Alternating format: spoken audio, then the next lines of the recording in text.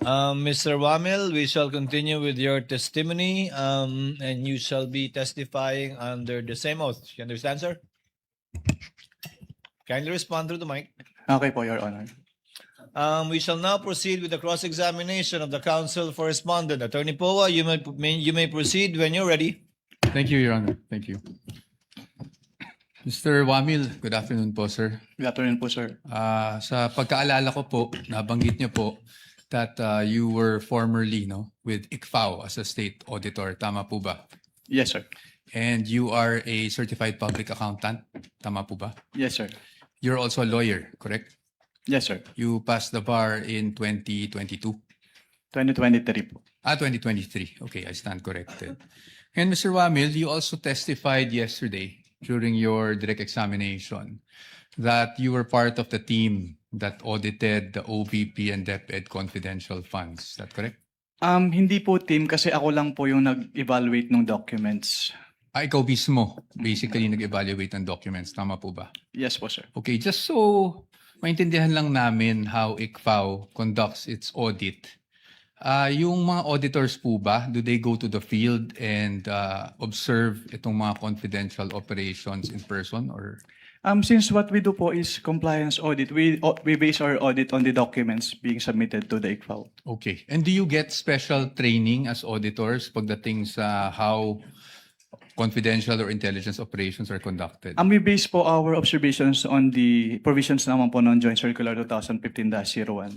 Okay. So, basically what you're saying is you base your audit on the documents submitted to you, not just by DepEd or OVP, but by any other government agency. Ganyan sa ICFAO. Based on the documents if they are compliant with the requirements of the Joint Circular 2015-01. Correct. Thank you. So, pagdating po dun sa mga dokumento na natatanggap nyo from OVP and DepEd, binabasa nyo po to isa-isa, no? Lahat ng attachments? Hindi po ako yung nag-receive noon. Meron po kaming receiving staff po. Pero kayo po, in your evaluation, do you go through the documents one by one? Yes po. I evaluate po if they are compliant with the requirements of the Joint Circular. Okay. Now, when you evaluated these documents, nakita nyo po ba doon kung sino ang nag-approve ng grant ng confidential funds for OVP for the fourth quarter of 2022? Nakita ko po dun sa disbursement voucher po na si Asek Limuel G. Ortonio po. No, I mean the grant. Kasi wala po sa GAA yung OVP confidential funds for 2022 eh.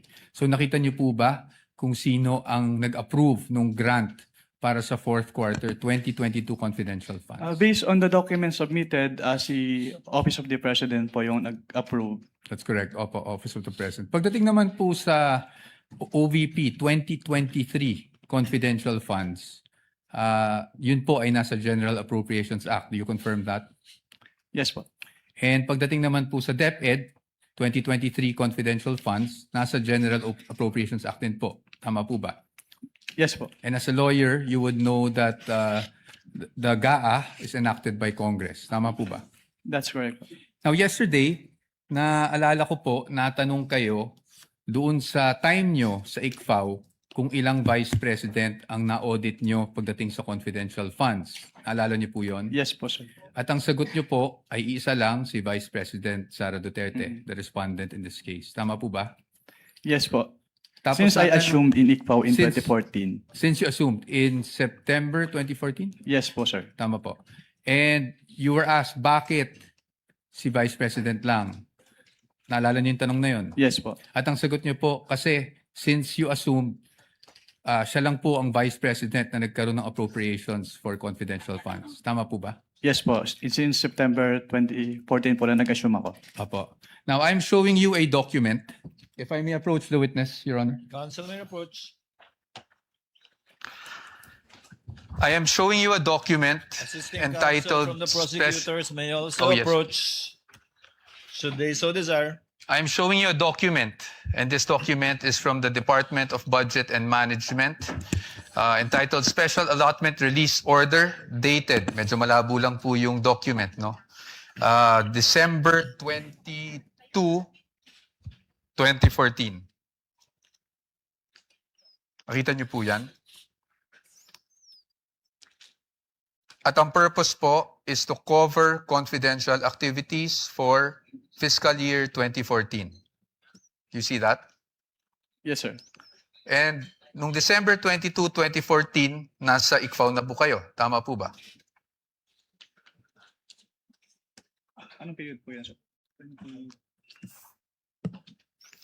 We have a clear here po. Date of issue, December 22, 2014. Yes po, nasa ikaw na po. Tama po ba? Mm. At hindi po si Vice President Sara Duterte ang Vice President ng mga panahon na yun. Tama po ba? Yes po. Pero na-liquidate po ba yan? That's the question. That's the question to ICFAO actually because yun po yung, ang pinapakita ko lang sa inyo is nagkaroon po ng confidential funds. Ang Office of the Vice President noong 2014 issued December 22, 2014. Based on that document po, Meron. You Meron. confirm. But that's okay, no? Because maybe you were just not aware yesterday when you were asked the question. I just wanted to put that on record because marami na rin pong lumalabas sa social media na si Vice President Sara Duterte lang ang Vice President na nagkaroon ng confidential funds. But you confirm that, sir. Your Honors, just a manifestation, this has not been pre-marked. We just came upon this document yesterday after the statements were made. So upon the agreement made during pre-trial, we request that this be marked as exhibit for the defense D-1-167-DE. -OVP. Let it be so marked. Thank you, Your Honors. Provisional only, Your Honor. Yes, of course, subject to the objections of the prosecution when the time is Of course, appropriate. at the proper time. Thank you, Your Honor. And we will provide the prosecution with a copy as well. Kindly Marino, do that after, perhaps later on, after the trial, or now too, so that it can be made a subject matter of redirect. Should the counsel for the panel of prosecutors, Medyo malabo. sorry, sir. I can give you Photocopy. just a photo. We would like to manifest that this is just a printout, Your Honor, and a photocopy that we retrieved from the Office of the Vice President. Noted. Okay. Ito, bibigyan ba natin to? Okay, hindi na. Okay. Anyway, Mr. Witness, nung pinag-aaralan ko yung nature ng confidential funds, may mga issuances akong nakita aside from yung JC 2015-01 na parating yung nami-mention kahapon and today. And that is COA Circular 92-985. Yun po ba ay familiar sa inyo? can you repeat? I can give you a copy. Your Honor, I am giving the witness a copy of a document entitled Commission on Audit Circular Number 92-385 dated October 21, 1992. For the reference of the court, this was marked as Exhibit D-1-155. Naalala po ba ninyo yung document na yan or familiar po ba kayo sa document na yan? Witnesses perusing the document, Your Honors. Noted. If assisting counsel would like to also from the prosecution.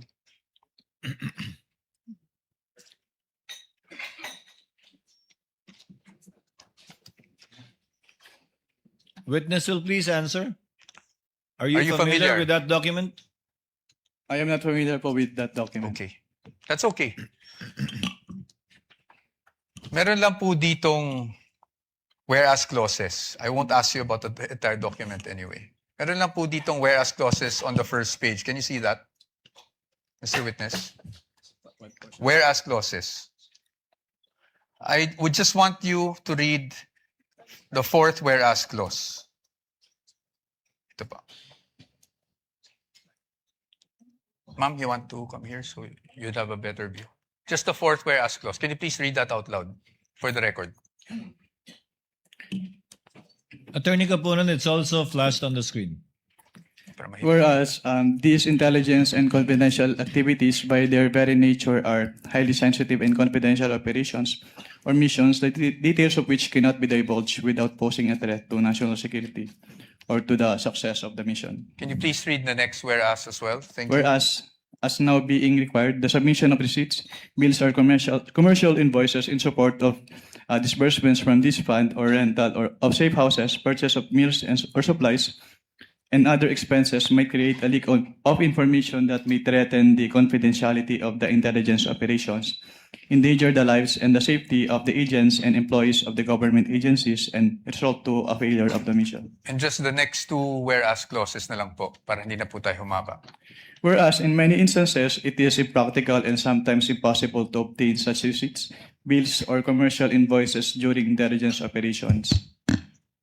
Whereas by its very nature, the use of confidential intelligence and or confidential funds requires an approach allowing more flexibility in intelligence operations. Thank you, Mr. Witness. Manifestation, Your Honor. First of all, this exhibit presented by counsel for the respondent is dated October 1, 1992, Your Honor. Whereas the joint circular cited as basis by this witness, Your Honor, is dated 2015, Your Honor. There is no indication here.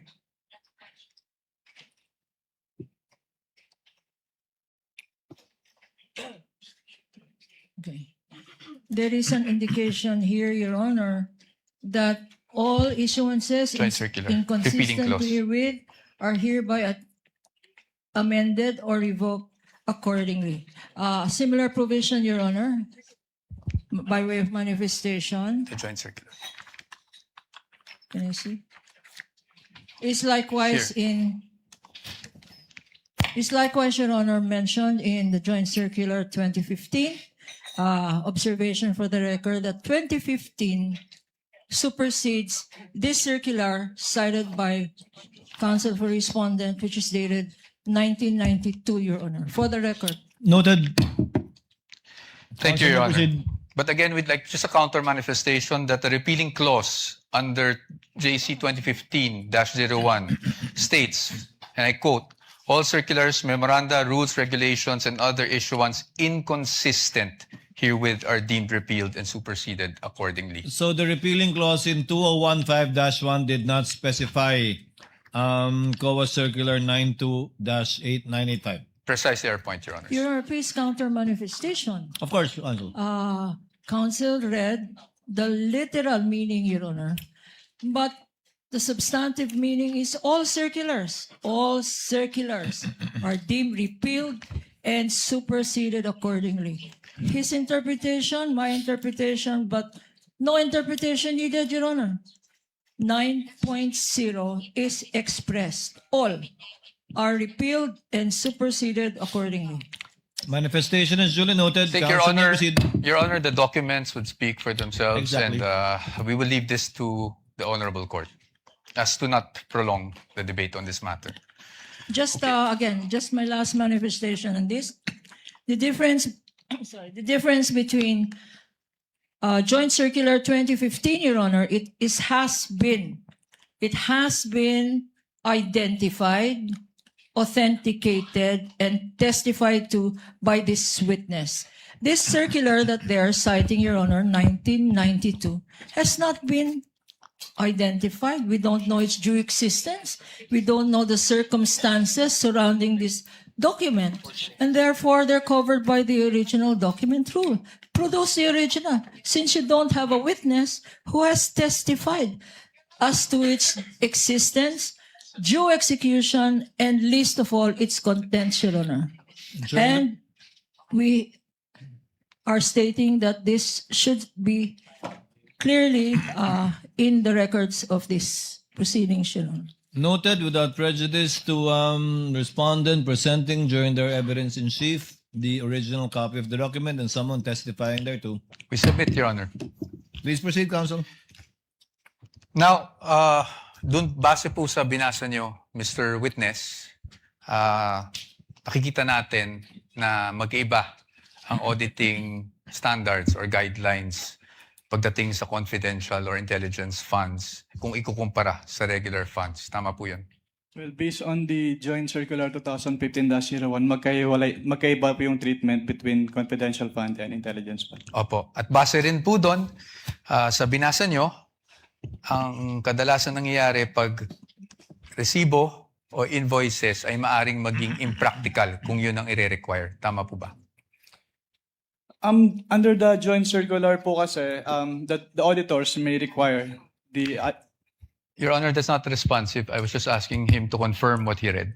Kindly answer the question, witness. Just on the circular that you read, Circular 92-3. Can you repeat the question po, sir? Ayon po doon, yung regular requirement na paghihingi ng mga resibo, acknowledgement receipts, may be impractical pagdating po sa confidential operation. Can we ask counsel, Your Honor, to show that particular Yes, Your provision that he is citing in respect of the circular? Kindly do so, counsel.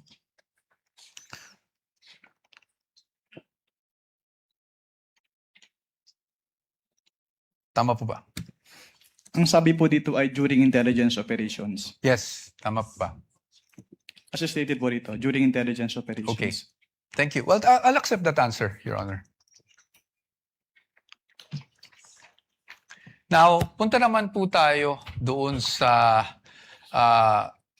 nature ng confidential operations. No? You would agree with me na pagdating po sa confidential operations, delikado po pag nagkakaroon ng leak of information. Tama po ba? Can you repeat your question? Delikado po kung magkaroon ng leak ng mga information na nakukuha patay sa isang confidential operation. Tama Given po the ba? classified nature of, Misleading, Your Honor. I'm think just the asking witness- for I his think the opinion. Witness would have been able to answer. Witness may answer. given the classified nature Yes. of the confidential fund. Yes, thank you, Mr. Witness. In fact, you being a lawyer, you know that there are laws prohibiting the unauthorized disclosure of confidential information, correct? Can you repeat po? You being a lawyer, sir, you are aware that there are laws prohibiting the unauthorized disclosure of confidential information, correct? Can you state what specific laws po yung... Revised Penal Code under Article 229, for example, on the revelation of secrets. Yes po. Yes, Republic Act 3019, Section 3, Paragraph K, on unauthorized divulging of confidential information, correct? Yes po. And you being a public officer under 6713, alam niyo rin po na hindi po pwedeng basta-basta mag-disclose without the authority ng mga confidential information. Tama po ba? Yes po. Okay, so batay po dito, pinapahalagan po talaga ang confidentiality pagdating sa mga classified information na ito. Tama po ba? You would agree with me? Yes po. Yes. Now let's go to the joint circular that we have been mentioning since yesterday. No, ito pong joint circular number 2015-01. And I'm referring to the circular with which we have pre-marked as D-1-136 for the defense, Your Honors. And I think we will be flashing that on the screen as well. Ito naman po yung pag-usapan natin. I just wanted you, Mr. Witness, to give us the definition of confidential funds. Diyan po sa circular na yan, under, I think it's page 2, item 3.7. Can you please read it for the record? Under 3.7, confidential fund refers to the lump sum amount provided as such in the GAA for NGAs, in appropriation ordinances for LGUs, and in the COBs for GOCCs for their confidential expenses. Salamat po, Mr. Witness. At pagdating po, nabasa niyo po yung word na lump sum. Ibig po sabihin nito, buong halaga?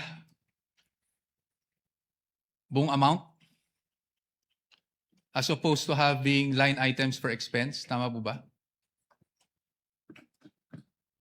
Lump sum. Yes Lump po. sum. Opo. At based on your experience, pag ang pinag-uusapan po natin ay confidential funds, pagdating po sa pag-disburse nito, cash po ba ito? In the form of cash? What expense are you pertaining? Confidential funds in general. Cash po ba ito? Wala pong specific provision kung anong type po ng yung ibabayad. Okay. But item 6 provides for the guidelines on cash advances, correct?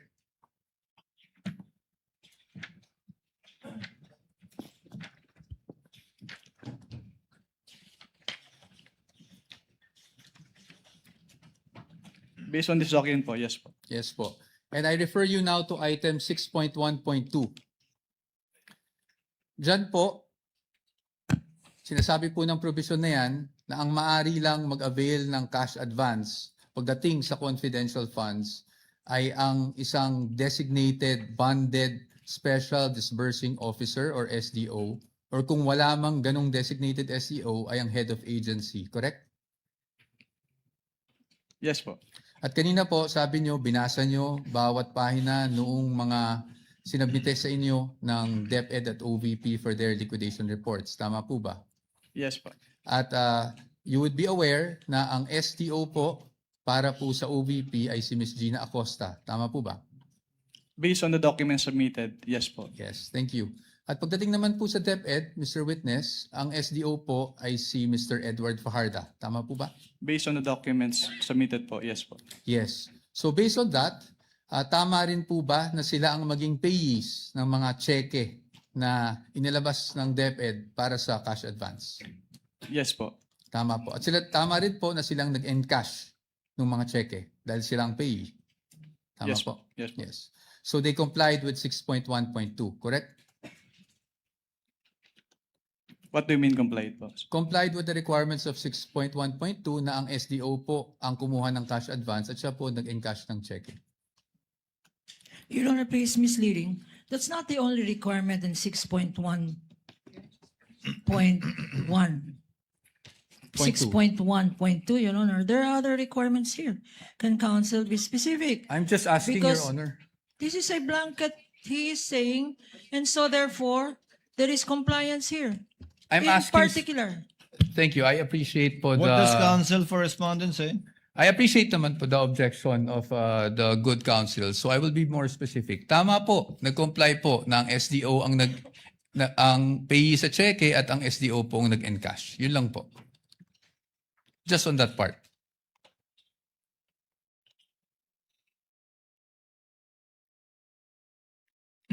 Based on the documents, si SDO yung pay ng cheque and yung nag-encash nung Okay. Thank you po. Now, I'll refer you to item 6.1.5 of the joint circular. Can you please read just the first sentence of that provision? cash advances shall be limited to the requirements for 3 months. Thank you, Mr. Witness. So tama po ba ang pagkakaintindi ko na para sa cash advance at any one time, ang maximum na pwede mo lang ma-cash advance ay yung requirements mo para sa 3 buwan ng confidential operations. Tama Based po ba? on this provision po, yes. Tama po. At 3 buwan po is equivalent to 1/4 of a year. Tama po ba? Yes po. Okay. Now, base po dyan sa provision na yan, nakasulat na ang maximum amount ay para sa 3 buwan. Pero meron po bang provision dyan na nagbabawal na gamitin ito in perhaps 60 days? Wala po. Meron po bang nagbabawal na gamitin ito in 11 days? Wala din po. Kaya hindi po namin sinama sa findings namin yung 11 days na disbursement. It's just a statement of fact po on the AOM. Thank you for confirming that, Mr. Yung expenses ay nire-record upon incurrence, not upon payment. Opo. Okay. So, dito po ba, pwede po ba yung parang I'm just a simple-minded person? Parang buy now, pay later? Ganun? Wala po yan sa joint circular, so I am not authorized to It's okay. answer that question. I will leave it at that. Punta na lang po tayo sa liquidation. Sa liquidation po, under the joint circular, that's under 6.2.2, correct?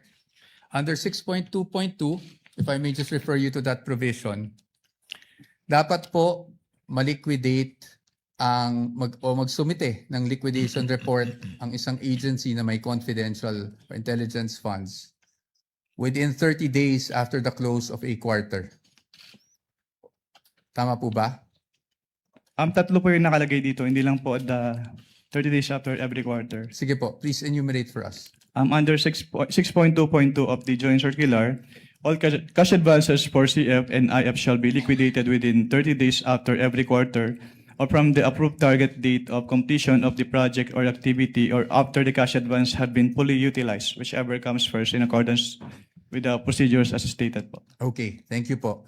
Ngayon po, papakita ko po sa inyo yung liquidation report na isinumite ng OVP for their 4th quarter confidential funds 2022. Maybe this time we could just ask our assisting counsel, Your Honor, to hand the document.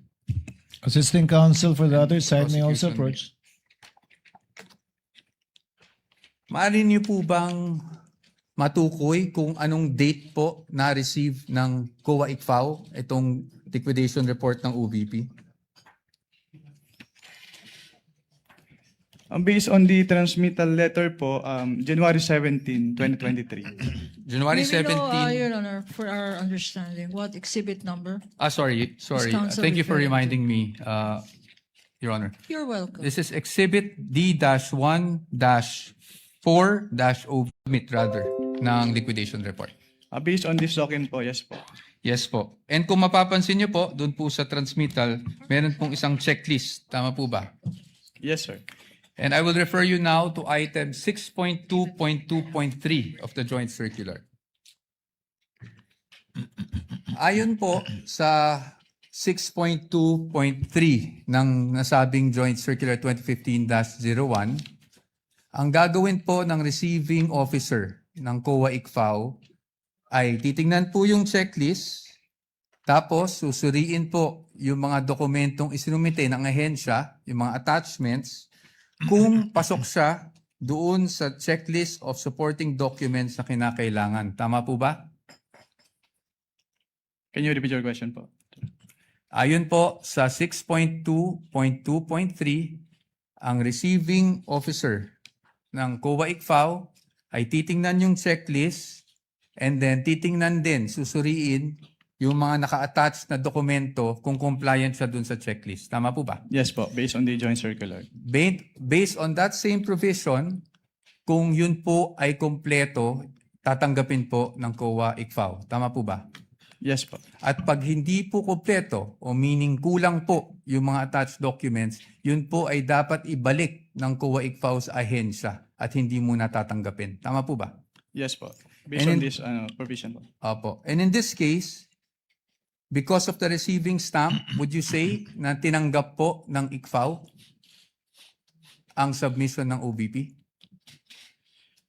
As stamp po nung ICFAO, yes po. Okay. Thank you, Mr. Witness. Now, basing on this document na natanggap ng COA ICFAO on January 17, 2023, ang kanilang liquidation report, meaning the OVP for the fourth quarter 2022 confidential funds. It took more or less 8 months for COA to issue its official finding. Tama po ba? Yes po. I am showing you a copy of the AOMs that you issued and that were also presented yesterday. May we know the exhibit number, sir? Yes, Your Honor. I will get to that. Ready mo na yung mga next documents. Are you showing the one for the OVP or the DepEd? counsel? OVP, Your Honor. OVP, that would be... This is D-1-103-OVP, Your Honor, for the first AOM issued on September 14, 2023. That's the counterpart of P-1-12-A. And isunod ko na po yung pangalawang AOM na na-issue on October 3, 2023. This is D-1-104-OVP for the defense. Which is P-1-12-B for the prosecution. Opo. Thank you. Now, Mr. Witness, napansin ko na yung date is September 14, nung 2023, nung una yung AOM. Tama po ba? Yes po. And that was actually just a few days after the budget hearing of COA held August 24, 2023, kung saan may mga legislators that, asked COA to look into the OVP confidential funds. Are you aware of that? Just if you're aware. I am not aware of that. That's okay. Now, I'll just move on to the AOMs themselves, no? Now, kahapon nasasabi niyo po na nagkakaproblema tayo sa may nakita kayong finding doon sa physical and financial plan. Tama po ba? Yes, sir. Ng OVP. At yan po ay nakasaad din sa inyong findings diyan. Yes, sir. Tama po ba? Opo. You referred to, if I'm not mistaken, and please correct me if I'm wrong, item 4.2 of the joint circular. Yes, sir. Tama po? Yes, sir. Maaari nyo po bang, andyan pa po ba yung joint circular? Yes. Maaari nyo po bang basahin yung 4.2 ng joint circular para lang po sa kalaman nating lahat? Under 4.2 of the joint circular, all allocations of CF and or IF shall be supported with fiscal and financial plan indicating the proposed amount allocated for each program, project, and activity where disbursements pertaining to the CE and IE shall be based. Tama po. Thank you po, Mr. Witness. Dito po, sa kanilang fiscal and financial plan, the program stated is actually the Good Government Program. Tama po ba? Yung binabasa ko lang. Based on the document, yes. Based on the document. At ang expected outcome ay safe implementation of OVP initiatives and confidence building. Based on the document. Based on the document, yes. At ang physical target will be number of areas with surveillance and confidential activities conducted or monitored. Tama po ba? Yes. As well as the number of activities. Tama po ba? At ayon po dun sa binasa nyo, wala naman pong guidelines on how specific it would be. Correct? Well, nakalagay po kasi dito, dapat i-indicate yung each program, activity, and project na pagbabasihan ng disbursement ng CF. Apo. I won't argue with you. So basically, yung finding niyo po is based on your assessment as an auditor. Where since it is a plan, dapat po naka-indicate talaga dito kung paano nila gagastusin yung kanilang confidential fund. That's okay. Yes, I'll accept that answer. Now, nabanggit nyo rin po na hindi po nag-submit ng DEPs and or document evidencing payment. Tama po? Yes, sir. At yun po ay inilagay nyo sa inyong AOM. Tama Yes, po? yes, sir. At nabanggit nyo rin po na sumagot ang OVP dito sa AOM na to. Tama po ba? Yes, sir. Opo. Tama po. At pagdating po doon sa sunod na step, which is the notice of suspension, tama po ba? Yes, sir. Would you agree with me Section. na hindi na po na-carry over yung issue doon sa fiscal and financial plan? Yes, sir. Yes. So, ibig sabihin, tinanggap nyo po yung explanation. Well, ang purpose po kasi namin kung bakit namin ni-require yung specific confidential activities dun sa PFP is para makita kung paano gagastusin noong OBP yung kanilang confidential fund. Pero since nilagay naman na po nila doon sa kanilang revised accomplishment report yung specific confidential activities and even submitted the documentary evidence of payment. So, hindi na po namin hinanap ulit yung fiscal and financial plan. Okay. Salamat po. Thank you for that answer. Ngayon po, kasi kanina, kahapon actually, not kanina, sinasabi nyo walang sinubmit. Ang ibig nyo lang pong sabihin sa walang sinubmit is at the time na bago kayo mag-issue ng AOM. Tama po ba? Walang sinamit po na ano. Walang sinubmit na DEPs, for example. Yes po, kasi sinamit po nila yung DEPs after we issued both AOMs po. Opo, thank you po.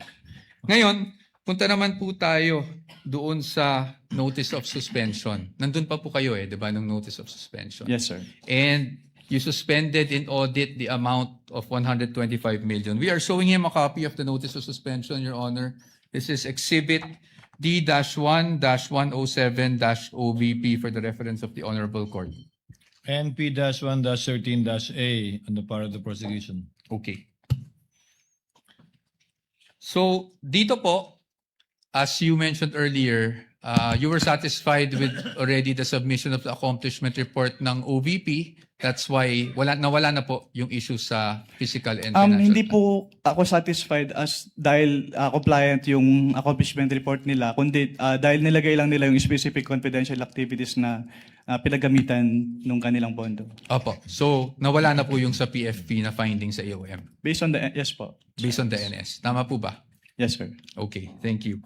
Ngayon, pagdating dito sa notice of suspension, I just wanted to focus on doon sa documentary evidencing success pagdating sa rewards. Yes, sir. Nabanggit nyo po, this is 4.8.5, paragraph B specifically of the joint circular, correct? Yes, sir. And yun din po yung nakasaad dito sa notice of suspension na reference, meaning the provision of the JC. Yes, sir. Specified, yes.